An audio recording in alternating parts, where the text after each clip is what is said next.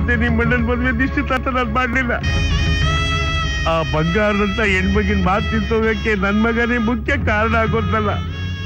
ಹೆಂಗಾರ ಮಾಡಿ ಆ ಬಗೆಗೆ ಒಂದು ನ್ಯಾಯ ದೊರಕಿಸ್ಕೊಡ್ಬೇಕು ಅನ್ನೋ ಒಂದೇ ಒಂದ್ ಕಾರಣಕ್ಕೋಸ್ಕರ ಹೀಗ್ ಮಾಡ್ದೆ ಮಗ. ಓದೋನು ಕೊಡ್ಬೇಕು ಅಂತ ಹೆತ್ತ ಮಗಳ ಹೆಣ ನೋಡ್ ಹಂಗ್ ಮಾಡ್ಬಿಟ್ರಲ್ರಿ.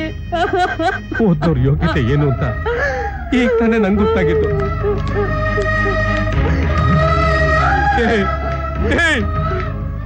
ಅಯ್ಯೋ ಪಾಪಿ, ನನ್ನ ಮಗಳ ನಿನಗೆ ಸಿಗ್ಲಿಲ್ಲ ಅಂತ ಅನ್ಯಾಯವಾಗಿ ಅವ್ರನ್ನ ಕೊಂದು ಬಿಟ್ಟಿಯಲ್ಲೋ. ನನ್ನ ಆಸ್ತಿ ಎಲ್ಲ ಬರ್ಕೊಡ್ತೀನಿ, ನನ್ನ ಸರ್ವಸ್ವನು ಕೊಡ್ತೀನಿ. ನನ್ನ ಮಗಳನ್ನ ಬದುಕಿಸ್ಕೊಡು, ಅವ್ರನ್ನ ಬದುಕಿಸ್ಕೊಡು. ಸರ್, ನೀವ್ ಏನ್ ಹೇಳ್ತಿದ್ದೀರ ಅಂತ ನನ್ಗೆ ಅರ್ಥ ಆಗ್ತಲ್ಲ. ನಾನ್ ಯಾಕೆ ಸರ್ ಅವ್ರನ್ನ ಕೊಲೆ ಮಾಡಿಸ್ಲಿ? ಯಾಕೋ ಸುಳ್ಳು ಬೊಗಳ್ತೀಯ? ಕಾಣಿಸ್ತಾ ಇರೋದಕ್ಕೆ ಸಾಕ್ಷಿ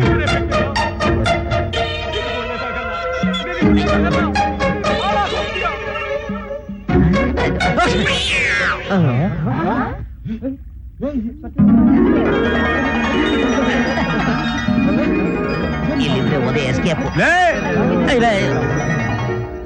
ಎದೋಳ ಅಣ್ಣ, ಮುಳ್ಳನ್ನ ಮುಳ್ಳಿಂದಾನೆ ತೆಗಿಬೇಕು, ಕತ್ತಿಯಿಂದಾನೆ ಎದುರಿಸ್ಬೇಕು.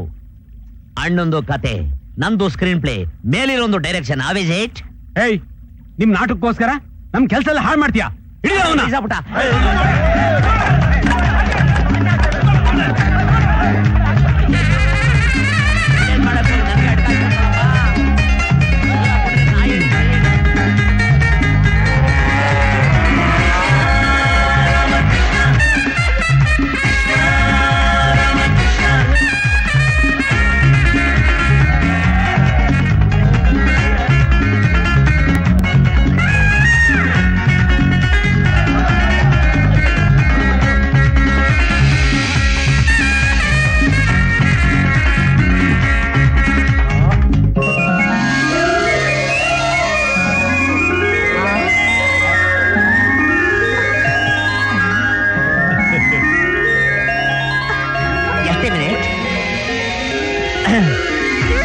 ಬಂದೆ.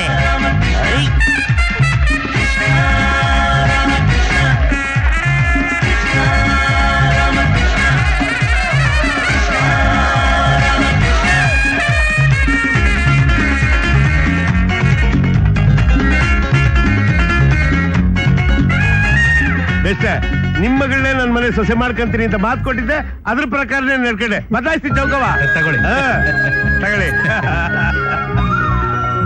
ರಜಪ್ಪ, ನಿನ್ ಮಗಳನ್ನ ನನ್ನ ಮಗ ಅದ್ ಎಷ್ಟಾಕೊಂಡ್ ಪ್ರೀತಿಸ್ತಾನೆ ಅಂತ ನನ್ಗೆ ಇವತ್ತ ಕಡೆ ಗೊತ್ತಾಗಿತ್ತು.